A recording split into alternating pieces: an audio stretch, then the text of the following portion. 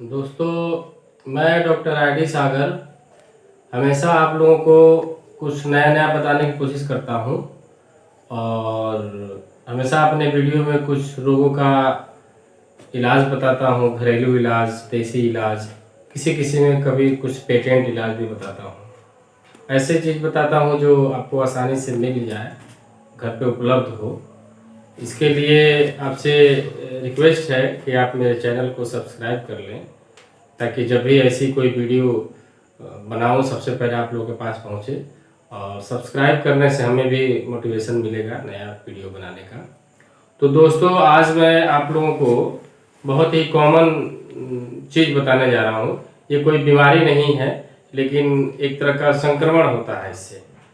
आज जो है बताऊंगा कि चूहा अगर किसी को काट ले तो हमें क्या करना चाहिए, क्या क्या रोग हो सकता है, इसके लक्षण क्या दिखते हैं।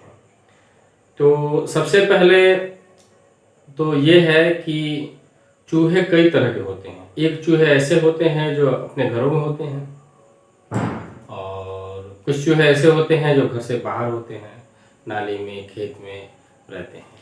जो चूहे घरों में होते हैं उनमें बैक्टीरिया तो होते हैं, वायरस होते हैं, लेकिन उस तरह के नहीं होते हैं जो बाहरी चूहे होते हैं। चूहा कोई भी हो, उसमें वायरस होते हैं। आपने सुना होगा चूहों से फैलने वाली एक प्रमुख बीमारी है फ्लैग, जो बहुत ही जानलेवा खतरनाक बीमारी है। साथ में अगर किसी को चूहा काट लेता है तो फीवर, बुखार भी हो जाता है, जिसको हम रेड बाइट फीवर कहते हैं। ये चूहे काटने का लक्षण कभी कभी किसी को तुरंत नहीं दिखता है। जैसे मान लीजिए आज किसी को चूहे ने काट लिया, तो कोई ज़रूरी नहीं है कि आज के आज ही आपको लक्षण दिखना से हो जाएगा। चूहे काटने का लक्षण आपको 24 घंटे से लेकर 10 दिन लग जाते हैं आने में। जैसे चूहे ने काट लिया तो बुखार आ जाएगा, दर्द हो जाएगा, चक्कर आ सकता है, घबराहट हो सकती है, बेचैनी हो सकती है, नहीं भी हो सकती है। ऐसा कोई ज़रूरी नहीं है कि चूहे ने काट लिया तो सबके साथ ये लक्षण दिखाई ही देता है। हमने बताया ना कि कुछ चूहे ऐसे होते हैं जिसमें घरेलू होते हैं, जिसमें वायरस कम होते हैं, और कुछ बाहरी चूहे होते हैं। अब किस प्रकार के चूहे ने काटा है, इस पे आपका लक्षण जो है निर्भर करता है। चूहा चाहे किसी भी प्रकार का, कैसा भी चूहा काटा हो, हमें सावधान होने की जरूरत होती है। इसके लिए जो है हमें लापरवाही बिल्कुल नहीं करना चाहिए कि चलो घर पे चूहा रहता है, इसने काट लिया तो हमें कुछ होगा नहीं। बिल्कुल हो सकता है, नहीं हो बहुत अच्छी बात है, लेकिन हमको सचेत सावधान रहने की जरूरत है। तो सबसे पहले आपको अगर किसी चूहे ने काट लिया हो तो हमें करना क्या है, उस जगह को, उस घाव को जहाँ पर चूहे ने काटा है, उसको हम साबुन से अच्छी तरह धो लेंगे।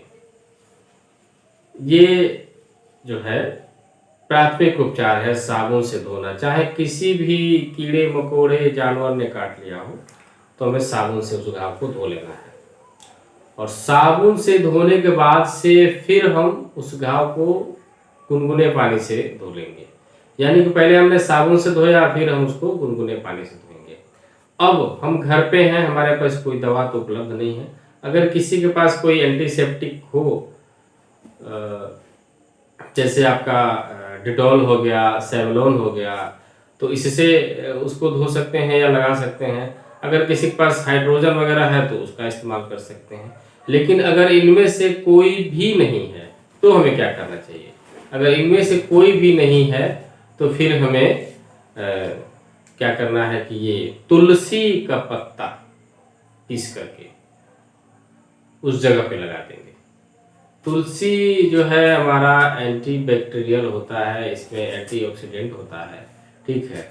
और तुलसी की गंध जो होती है बहुत सारे रोगों को दूर करती है। तो तुलसी लगभग हर घर में मिल जाएगा। अगर कुछ नहीं है तो तुलसी के पत्ते को पीस करके उस घाव की जगह पर लगा दें। अगर घाव पे लगा भी दें और उसको पीस करके 2-4 पत्ते पिला भी दें।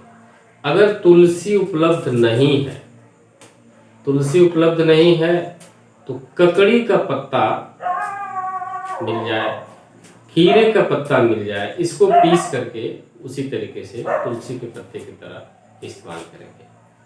अगर ये उपलब्ध नहीं है तो सनाए की पत्ती होती है, ये भी आसानी से मिल जाती है। अगर सनाए की पत्ती मिल जाए तो इसको भी पीस करके लगा देंगे। सबका काम बराबर है, जो समय से उपलब्ध हो जाए हमें उसको इस्तेमाल करना है। कभी कभी ऐसा होता है कि जिस जगह पे चूहे ने काटा है जख्म बड़ा बन जाता है और खून बहने लगता है, रक्तस्राव होने लगता है। अगर ऐसा हो तो हमें सबसे पहले खून को बंद करने का उपाय करना चाहिए। उस जगह पे रुई, बैंडेज, या अगर बैंडेज नहीं है तो साफ सूती कपड़े से हमको उसकी पट्टी कर लेनी चाहिए। कभी कभी किसी को चूहा काटने के बाद से लक्षण जो है ज़्यादा दिखने लगते हैं, चक्कर आना, घबराहट होना, मुंह सूखना। अगर ये लक्षण दिखते हैं तो हमें तुरंत जो है डॉक्टर के पास जाना चाहिए। अगर सरकारी हॉस्पिटल हमसे दूर हो तो पास में नज़दीक में ही कोई डॉक्टर हो तो उससे हमें टेटनस का इंजेक्शन जरूर लगवा लेना चाहिए।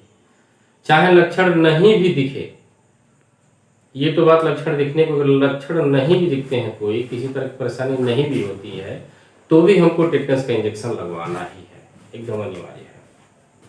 हाँ, ये है कि अगर लक्षण नहीं दिखते हैं तो हम थोड़ा सा रिलैक्स हो जाते हैं और लक्षण दिखते हैं तो घबरा जाते हैं। लेकिन दोनों ही कंडीशन में हमें टेटनस का इंजेक्शन लगवाना होगा। और साथ में इस इंजेक्शन को लगवाने के बाद से हमें रेबीज का इंजेक्शन भी लगवाना पड़ेगा। कभी कभी इसमें रेबीज के वायरस आ जाते हैं, कभी कभी ये लक्षण दिखने लगते हैं, तो इसीलिए हमको ये इंजेक्शन भी लगवाना चाहिए। तो आपको समझ में आ ही गया होगा कि चूहा काटना जो है कितना खतरनाक हो सकता है। कभी कभी कुछ छोटे बच्चे जो है चूहे का जूठा वगैरह खा लेते हैं, जो नहीं खाना चाहिए, क्योंकि चूहे के दांत में कुछ खतरनाक वायरस होते हैं, बैक्टीरिया होते हैं, जो खाने को इन्फेक्टेड कर देते हैं, और जिसको अगर हम खाते हैं तो खाना भी जो है उसी तरीके से इन्फेक्टेड हो जाता है और हमें इन्फेक्शन होने का खतरा बना रहता है।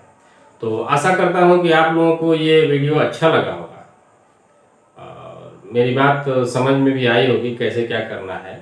अगर अच्छा लगा तो इस वीडियो को लाइक कीजिए, सब्सक्राइब कीजिए और ज़्यादा से ज़्यादा शेयर कीजिए ताकि इसका लाभ अन्य लोग भी उठा पाए। धन्यवाद।